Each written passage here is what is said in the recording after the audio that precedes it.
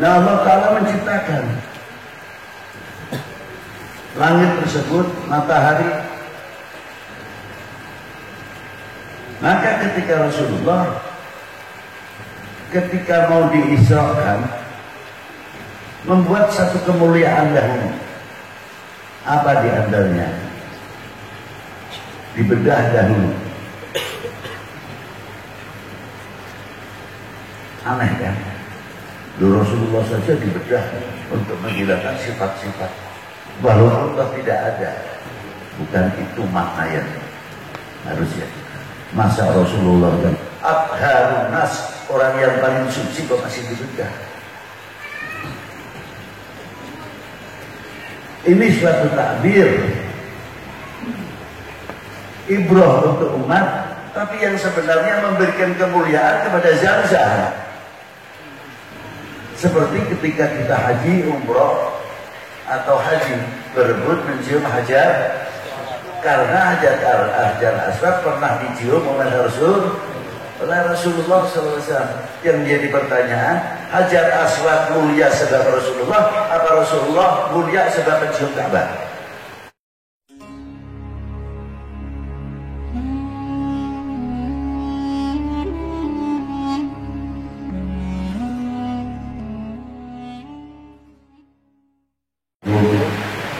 Warahmatullahi wabarakatuh.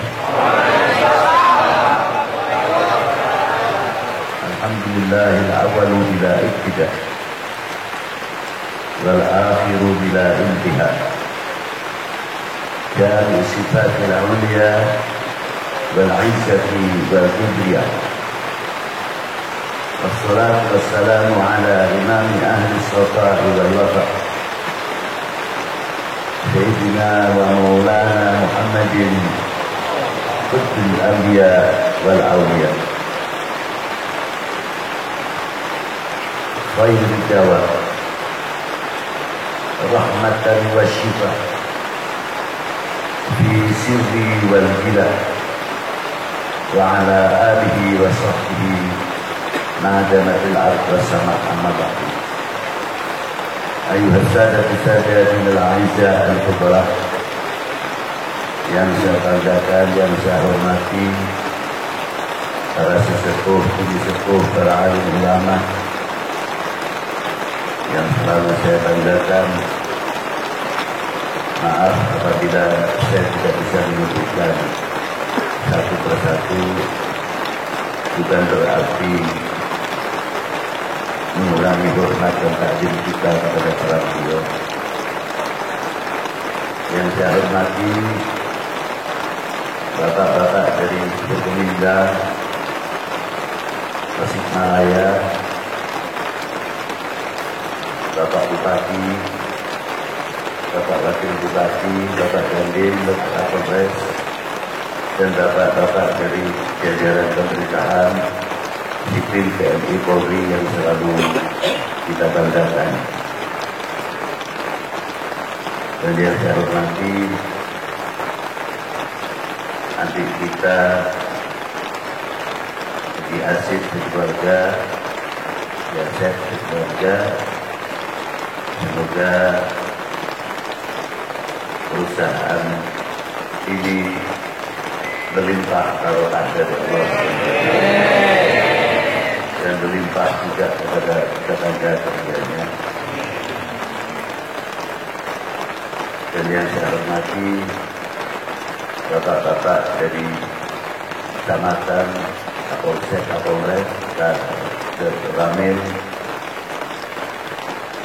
panitia penyelenggara dalam rangka bersolawat Isra Mi'raj Nabi besar Sayyidina Muhammad sallallahu alaihi wasallam, hadirin wal hadirat rahimahullah.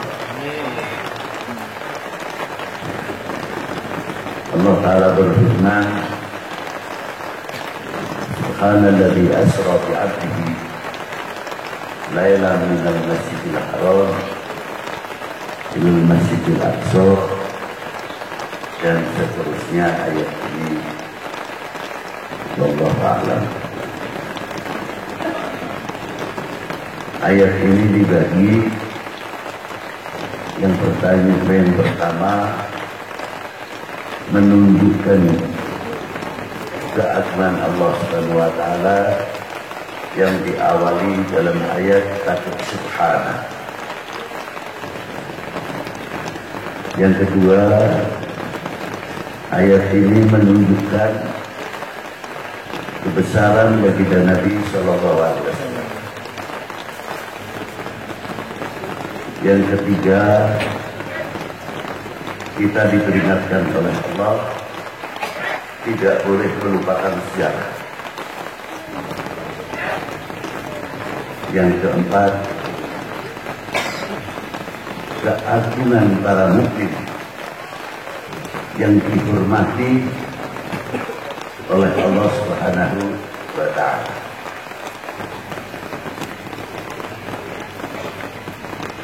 Kalimat subhana ini memang memerlukan secara pengupasan jelas terlibatnya ilmu pengetahuan umum.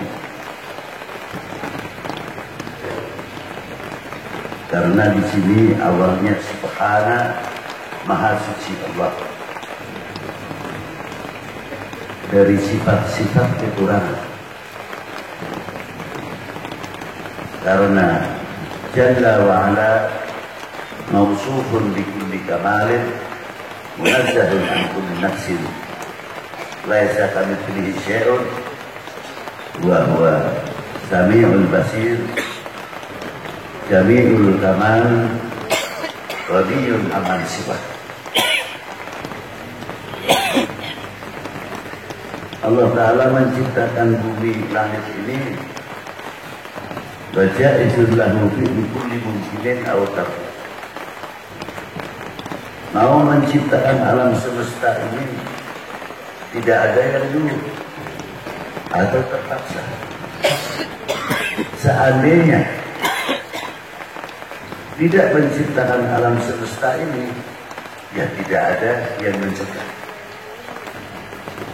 Karena maha di dalam segala sifatnya.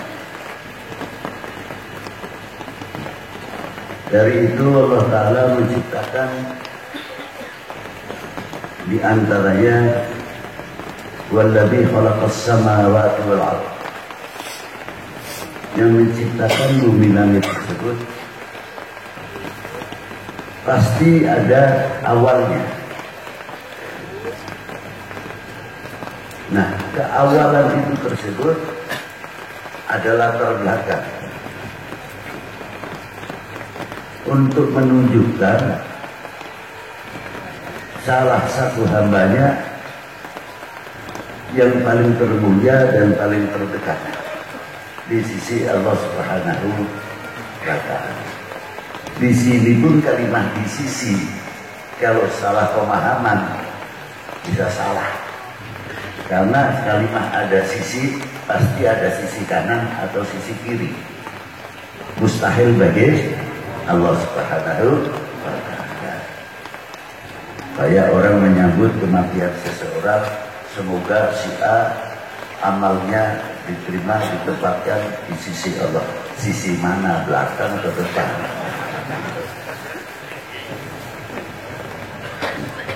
Apalagi terkadang sedikit-sedikit kita berkata apa kata yang di atas, tolong dihindari ini. Atas itu tempat, bawah itu tempat. Karacuni kiri kanan tempat. Kalau Allah Ta'ala memerlukan tempat, berarti Allah Ta'ala mempunyai sifat minta pertolongan. Mustahil bagi ini ilmu tauhid. Karena tempat itu makhluk. Wa masiwahu hawadithun makhlukun, dan tidak mampu berdiri sendiri tanpa yang mendirikan. Masa Allah Ta'ala minta tolong yang berasal dari kelemahan? Mustahil bagi Allah.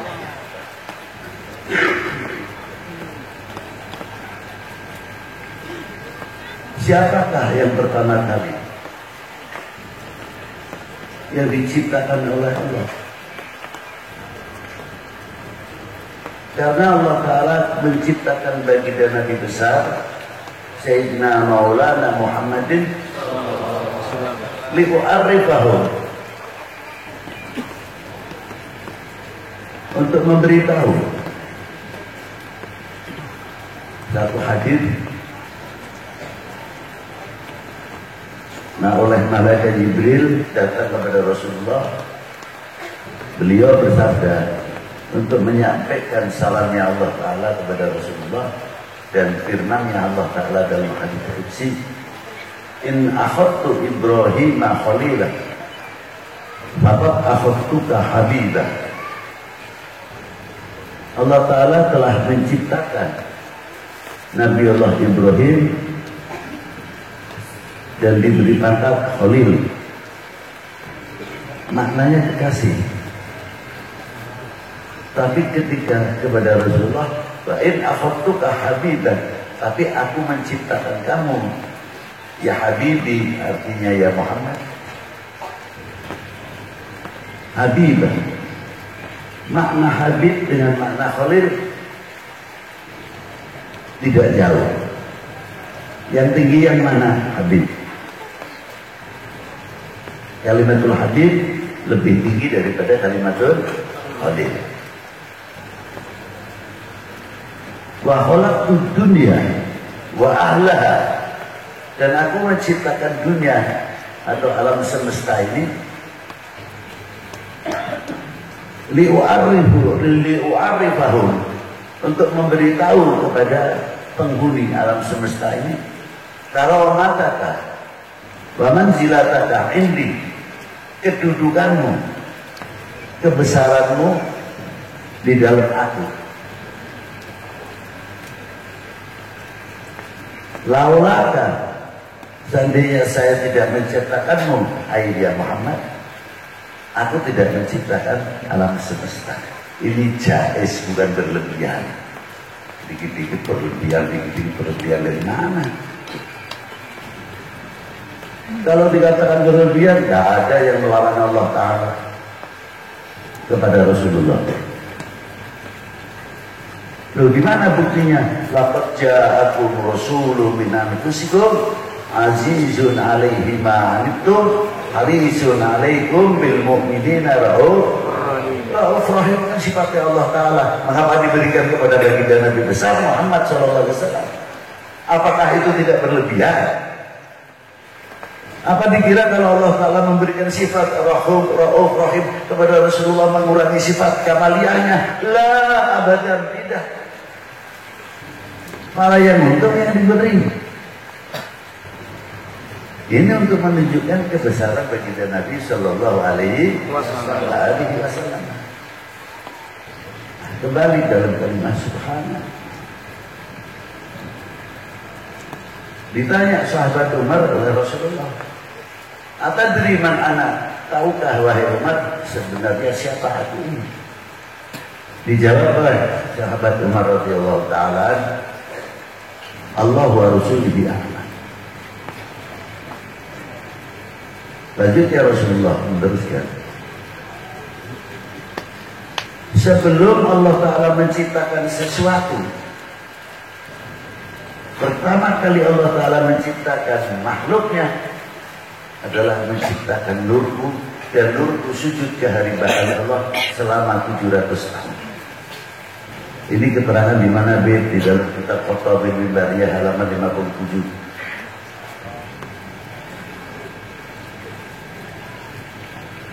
Diteruskan hadis ini. Wala fakhar, saya tidak sombong, tidak bangga. Ditanya lagi sahabat umat, pertanyaannya sama. Dijawab lagi Rasulullah, ketahuilah ya umat, sebelum Allah Ta'ala menciptakan sesuatu, pertama kali menciptakan nurku. Dan setiap Allah Ta'ala menciptakan nurku, setiap yang diciptakan oleh sebab nurku, nurku sujud di hari hadirat Allah selama 700 tahun. wal kursi min nuri.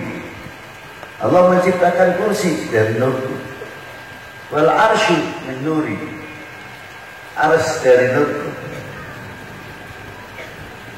Wal lawhi wal qalam, menciptakan lauhul mahfuz wal qalam min nuri. Wa khalaqal jannah min nuri. Wa khalaqash syamsa wal qamari wan nujum. Allah Ta'ala menciptakan matahari, bintang, bulan min nuri.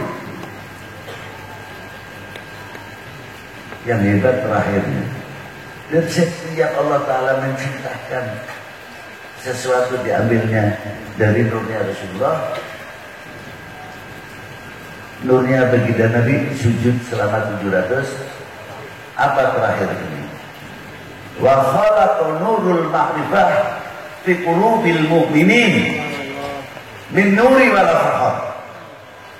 Maka cahaya makrifah yang diberikan ditempatkan di lubuk mukmin itu pernah Rasulullah sujud 700 tahun untuk siapa? Al-mu'minun. Luar biasa sekali rahasianya, sujudnya kepada Allah.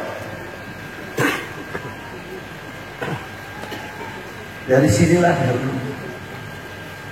makna subhanallah.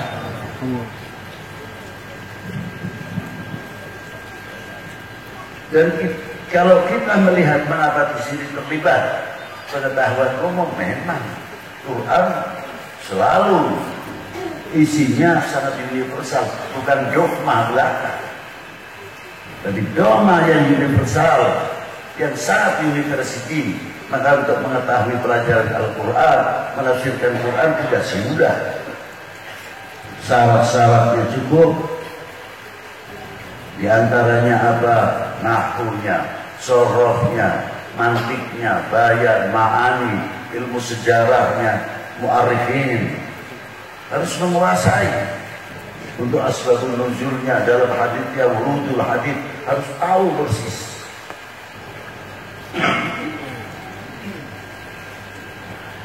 Nah, Allah Ta'ala menciptakan langit tersebut, matahari. Maka ketika Rasulullah ketika mau diisrakan, membuat satu kemuliaan dahulu. Apa di antaranya? Dibedah dahulu. Aneh kan? Rasulullah saja dibedah untuk menghilangkan sifat-sifat walaupun tidak ada. Bukan itu makna yang harus ya. Masa Rasulullah dan Atharun Nas, orang yang paling suci kok masih dibedah? Ini suatu takbir, ibrah untuk umat, tapi yang sebenarnya memberikan kemuliaan kepada Zam-Zam. Seperti ketika kita haji, umroh, atau haji berebut mencium hajar, karena hajar aswad pernah dicium oleh Rasulullah SAW. Yang menjadi pertanyaan, hajar aswad mulia sebab Rasulullah, apa Rasulullah mulia sebab mencium Ka'bah? Ayo, yang mulia siapa? Rasulullah. Hajar aswad mulia karena dicium oleh Rasulullah. Nah, Zam-Zam juga sama. Zam-Zam kita minum, mulia Zam-Zam karena sebab baginda Nabi, bukan baginda Nabi mulia karena dicuci oleh Zam-Zam. Loh, ada salah. Masih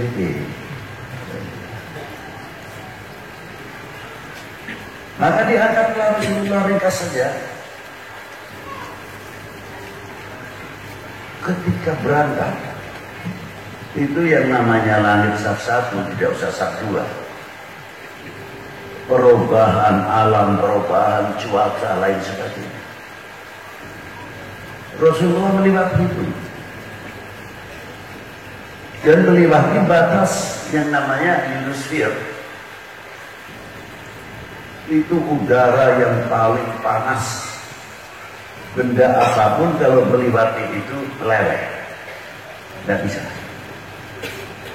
Tapi kenapa Rasulullah tidak berpakaian astronot, hanya buruk, santai saja sampai.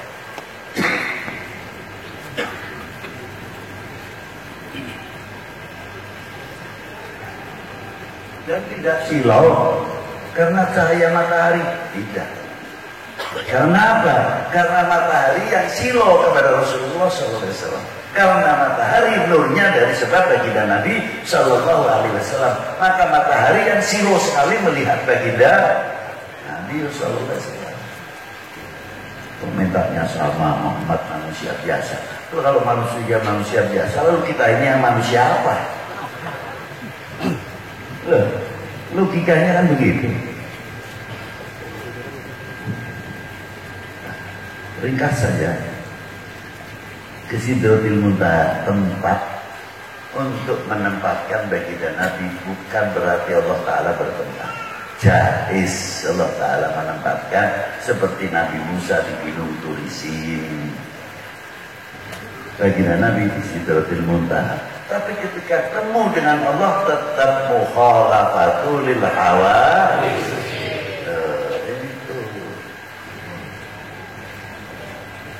pertama kali ketemu, at-tahiyyatul mubarakatus shalawatut thayyibatul lil. Dijawab oleh Allah Ta'ala apa? Assalamu alayka ayyuhan nabiyyu wa rahmatullahi wa barakatuh. Hebat.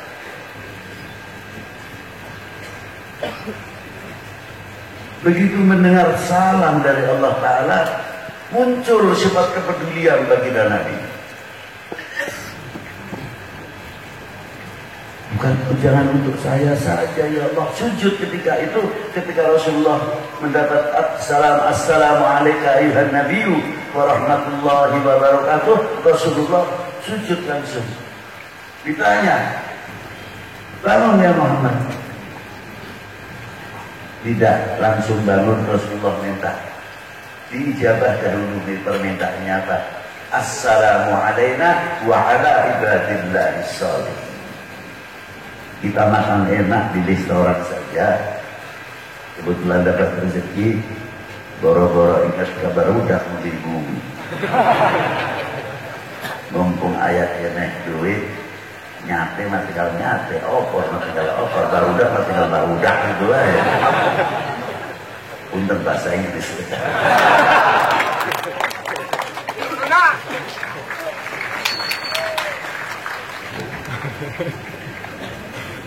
Itulah hebatnya. Ingat kepada regenerasi. Assalamu alayna, semoga engkau memberikan rahmat salam kepada kami, bukan kepada saya. Kepada saya siapa? Sahabat juga masuk. Umat dari mulai semenjak baginda Nabi SAW sampai akhir zaman terus sinambung kepedulian ini. Umatnya selalu mengumandangkan assalamu alayna wa ala ibadillah shalihin. Masjid yang satu, sholat tahiyat berjamaah, assalamu alayna wa ala ibadillah shalihin. Dimanapun mengumandangkan assalamu alayna wa ala ibadillah. Itulah ukhuwatul ummah, ukhuwatul muslim, ahul muslim, sinambung terus. Bagaimana kepedulian kita kepada dunia, bukan untuk individu. Dan bagaimana menurut assalamu alayna wa ala ibadillah shalihin, Rasulullah takdimnya. Sebetulnya assalamu alayna itu kalau sudah balagha sudah cukuplah untuk kita saja, untuk kita semuanya. Enggak, disambung. Wa ala ibadillah, orang-orang yang soleh diutamakan, menunjukkan bagaimana cintanya baginda Nabi SAW kepada orang-orang soleh. Sholat itu kalau kita ambil tahiyat, dikasih Allah Ta'ala memberikan tugas sama Rasulullah 50 waktu. Ya, terkadang kita juga ada yang dapat masa Rasulullah tawar menawar. Ya kalau Rasulullah bukan tawar menawar, beliau meringankan umat tujuannya. Nah kalau saya sendiri bukan tawar menawar, pegawaian. Untung lah yang penting masih musim halodo. Musim hujan mah doa nang sanes. Anu papa lima pakinten, aduh di China masih kekurangan kene Gusti, hujan terus. Alhamdulillah Gusti. Cobi tukang ngaleok anu berapa namanya? Setrika. Ya Allah, hujan nama bagi saya kasihan. Sudah bertentangan itu dengan Pak Tadi doanya. Yang satu minta siang, hujannya terus. Yang satu minta malam saja. Karena apa? Acup anu di sesek, kan kering. Dinamikal. Itu hebatnya. Nasirul muslimin rahimahullah. Mendapat tugas 50 waktu. Apa rahasianya? Kembali kepada hadis yang pertama saya ucapkan. Aku tidak menciptakan engkau ya Muhammad terkecuali untuk menunjukkan kebesaranmu, keagunganmu. Itulah. Nah, maka diberi 50 waktu. Rasulullah dengan akhlaknya yang luar biasa tidak terus menawar. Wah, umat saya tidak kuat ya Allah. Di sini maqamatul mahmud. Rasulullah SAW mundur dulu. Baru ketemu sama Nabi Musa. Karena apa ketemunya dengan Nabi Musa? Karena Nabi Musa pernah bertemu dengan Allah di Gunung Turisi. Munasabah. Dipersian seberhati Gusti. Maka waktu. Mak sampai. Kemudian nyampu ukuhan.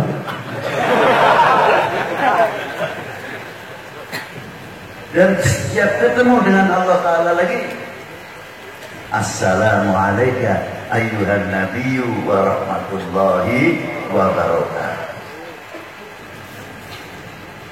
Kurangi 5. Pansur ada, kurangi lagi 5. Berarti kalau bolak-balik 5 dikurangi terus. Jadi Rasulullah bisa bertemu dengan Allah berapa kali? 9 kali tambah 1 jadi 10. Kalau Nabi Musa cuma 1 kali di Gunung Turisi. Inilah kebesaran bagi Nabi Sallallahu Alaihi Wasallam. Tilka lailah asyaratun kamilah. Bertemu dengan Allah bisa 10.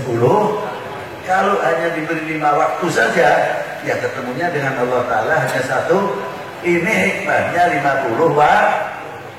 Rahasianya. Makanya dalam surat ini tetap Subhanalladzi asra bi 'abdihi. Siapa abdihi tersebut? Ya hambanya Allah Ta'ala, Nabi besar Muhammad. Maknanya bukan itu. Maknanya abdun man kamila ubudiyatihi. Oh, seorang hamba yang sempurna dalam maqamatil ubudiyahnya, bukan asal makna hamba, bukan. Makanya keistimewaan luar biasa.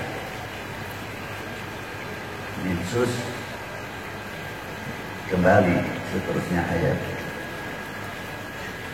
Minal masjidil haram ilal masjidil. Ada apa? Apa yang memperjalankan masalah buruk Isra ini hanya dari Masjidil Haram ke Masjidil Aqsa? Lah, ada rahasia itu.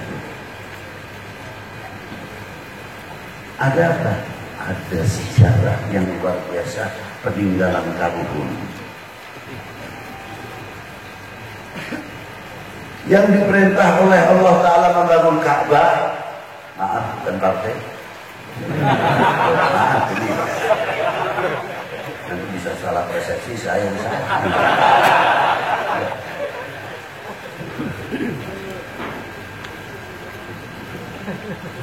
Hijri Ismail dan lainnya siapa?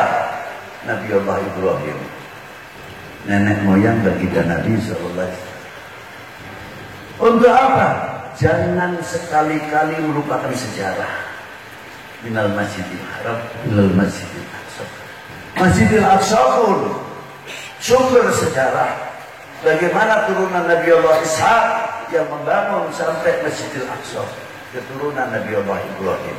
Satu sisi Makkahul Mukarramah, yang satu Masjidil Aqsa. Dua-duanya mengandung sejarah yang luar biasa. Quran.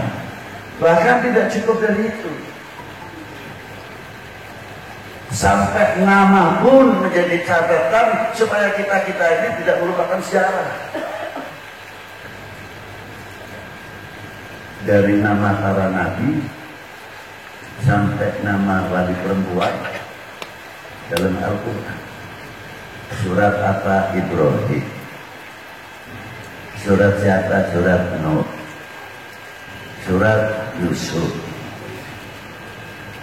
Yunus, Hud. Ada yang perempuan walia, surat Maria. Coba. Untuk apa? Supaya kita tidak melupakan sejarah.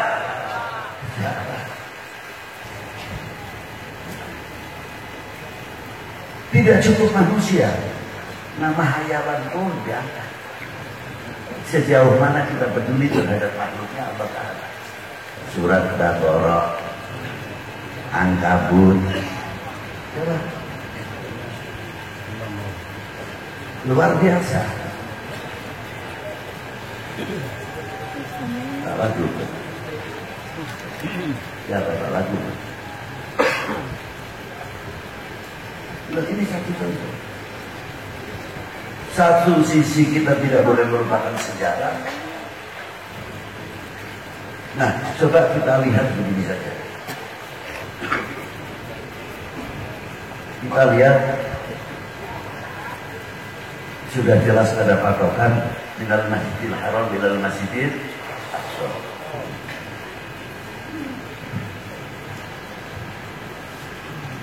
Wali 9, nenek moyangnya bagaimana mengikuti jejak baginda Nabi Sallallahu Alaihi Wasallam. Pertanyaannya, mengapa Rasulullah dihijrahkan ke Madinah? Mungkin di sini hanya banyak yang menerangkan tekanan-tekanan dari kafir Quraisy pada waktu itu. Nah, seandainya tidak ada tekanan, apalagi tidak ada hijrah. Hijrah tetap maupun sudah tertulis. Tak ada halangan atau tidak, tetap akan dihijrahkan ke Madinah. Mengapa pilihannya Madinah? Padahal semenanjung Arabia pada waktu itu sudah maju. Kenapa pilihannya Madinah?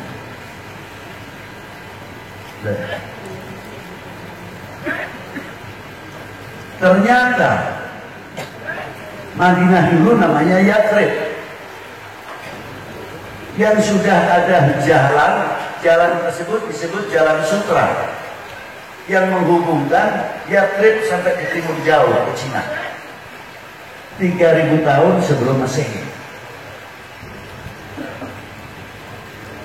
Maka ketika Rasulullah hijrah, yang dibangun apa? Sarana ibadah, sarana pendidikan, dan ekonomi yang dibangun oleh baginda Nabi Sallallahu Alaihi Wasallam. Itu diantaranya. Hebat sekali. Sehingga bisa mengumpulkan perjanjian Madinah dan sebagainya pada waktu itu.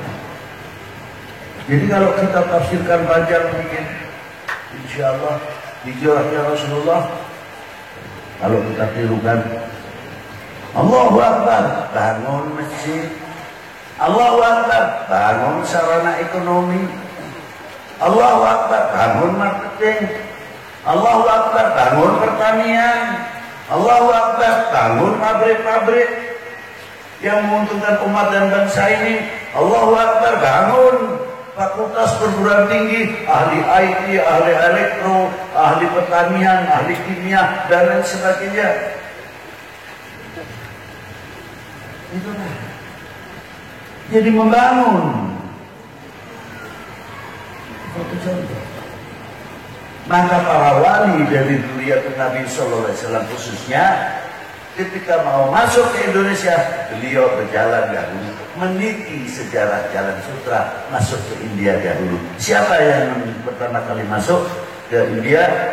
Sayyidina Imam Amir Abdul Malik bin Alwi Al-Taqi bin Muhammad Said Marbad bin Ali Khalid Qasam bin Alwi bin Muhammad bin Alwi bin Ubaidillah bin Ahmad Al-Muhajir bin Isa Al-Naqi bin Muhammad bin Naqi bin Ali Al-Uraywi bin Ja'far Al-Sadiq bin Muhammad Al-Baqir bin Ali Zain Al-Abidin bin Husain Sibti bin Ali bin Abi Talib wa bin Fatimah Zahra Al-Batul binti Rasulullah Sallallahu Alaihi Wasallam.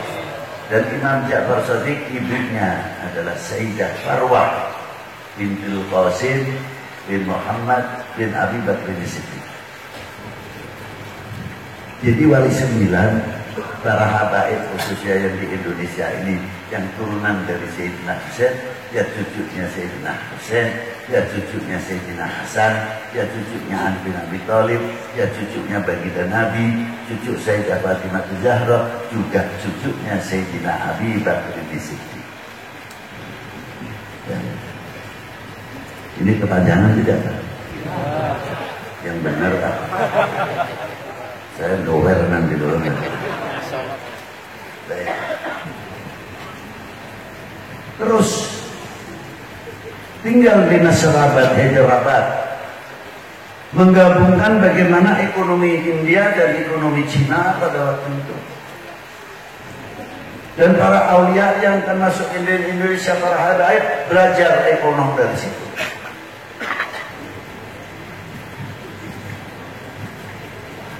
Beliau berani membawa ekonomi, ahli astronomi, ahli kedokteran, ahli pertanian, banyak yang digapai ilmunya untuk pembekalan masuk Indonesia, bukan pedang.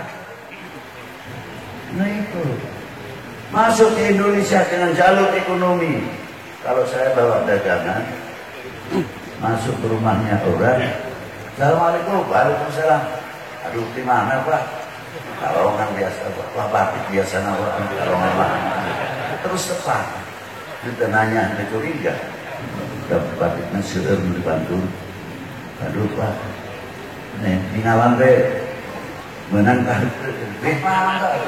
Langsung tepat. Coba kalau kita pakai begini, langsung. Assalamualaikum. Misal, kenal Islam. Ingin belajar Islam, bubar orang. Teori yang luar biasa, ulama-ulama kita yang canggih, luar biasa. Jangan ekonomi yang ahli pertanian, bagaimana lemah lembutnya beliau. Tidak cukup dari itu, seni budaya itu tidak kita tabrak, tapi kita hidupkan, dialihkan yang baik. Seperti siapa? Dunia perwayangan yang dilakukan oleh Kanjeng Sunan Bonang dan Burika Kanjeng Sunan Kalijogo. Itu luar biasa. Bukan kayak seperti Habib Ruki. Datang ke dunia ke sini. Ya Nabi salam alaika. Dia bubar lampu kamroknya sebelah hati kita terang.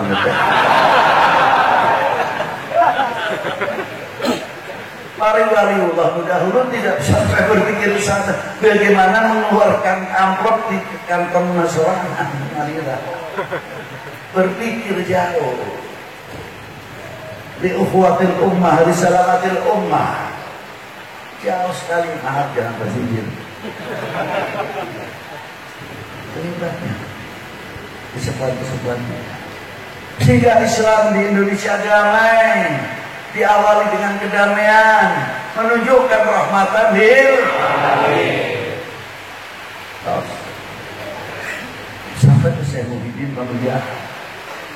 Bahagia dikasih. Jadul Syekh Muhyiddin Tamimah. Mujib Torekoh yang luar biasa.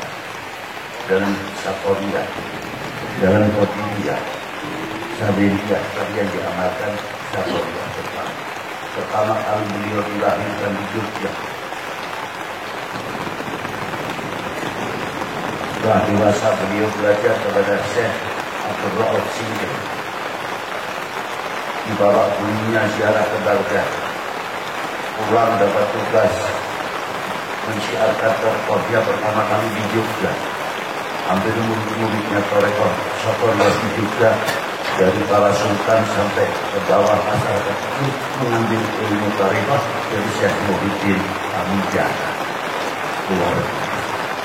Tapi belum sampai akhirnya kami doa dikasih Malaya khususnya kami pakai salam Syekh Muhyiddin Tamimah. Sekali-kali ayah kau Syekh Muhyiddin itu sekali-kali. Sampai ngaramaikan si Arna Barokah Nabi Gusti jauhan sadaya kemacaran sampai berkah Nabi ayah ketinggal gitu. Dia dikasih daya mutiara luar biasa. Iraha ayah nahol. Tadi saya sudah ringan sama ajuman sama Pak Mirabi sama Pak Jadir. Ya, hidupkan kembali holnya Syekh Muhyiddin Tamimah. Bangga tidak kita punya Syekh Muhyiddin Tamimah? Harus dong. Bangga saja. Bangga ini yang masuk. Bangga. Ayahnya.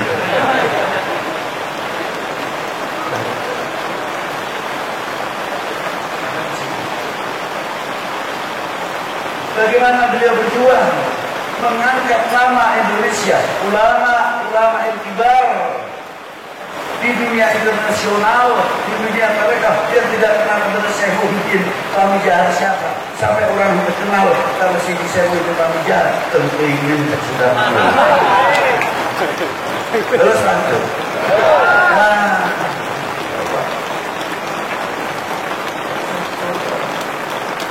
Ayolah, berakhir. Sedasana Ramadan. Setuju? Masih gampang mencapai satu juta.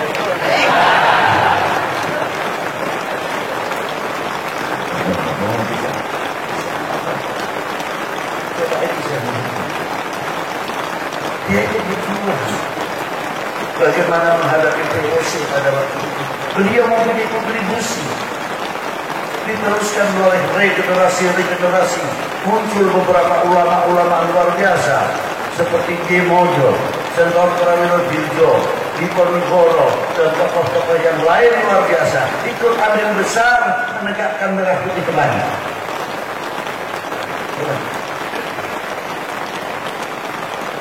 Maka di dalam merah putih perlu kita mengetahui apa di dalam kandungannya merah putih. Karena di dalamnya ada kehormatan bangsa, ada harga diri bangsa, jati diri bangsa. Siapa lagi kalau bukan kita yang menjunjung tinggi kehormatan bangsa?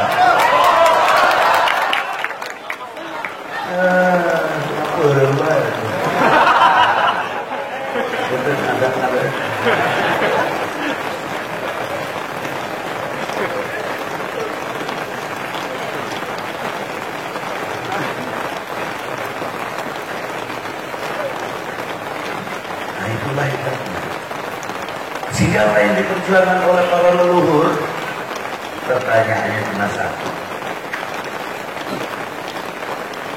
Kita wajib mencintai bangsa dan tanah. Yang keras, tanah air. Belum pemah. Dari yang Indonesia kayak semua. Bapak dari mana? Indonesia. Bapak dari mana? Indonesia. Berwibawa nama negara. Bukan Bapak dari mana? Indonesia. Irakan.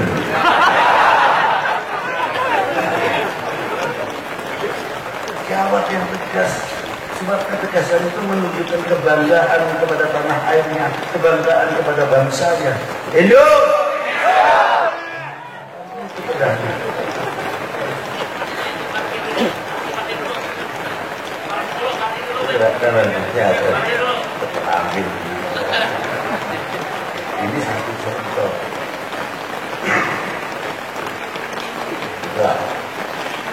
sirah bendera Kalimantan.